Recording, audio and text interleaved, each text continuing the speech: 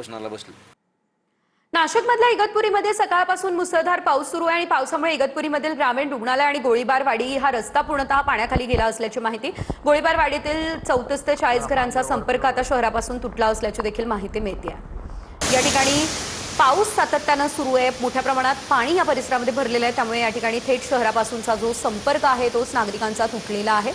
इगतपुरीमधील गोळीबारवाडी परिसर हा पूर्णतः पाण्याखाली गेलेला आहे. साधारणतः गेल्या 2 दिवसांपासून नाशिकसह परिसरामध्ये सातत्याने पावसाने हजेरी लावलेली आहे आणि त्यामुळे पाण्याची पातळी या ठिकाणी वाढलेली आहे.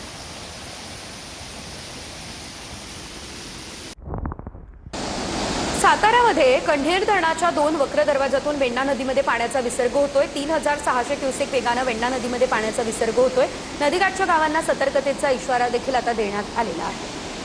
आपण पाहू शकतो वेण्णा नदीमध्ये पाण्याचा विसर्ग सुरू आहे. साताऱ्याच्या कंढेर धरणातून हा पाण्याचा विसर्ग आता सुरू करण्यात आला असल्याचं पाहतोय आपण.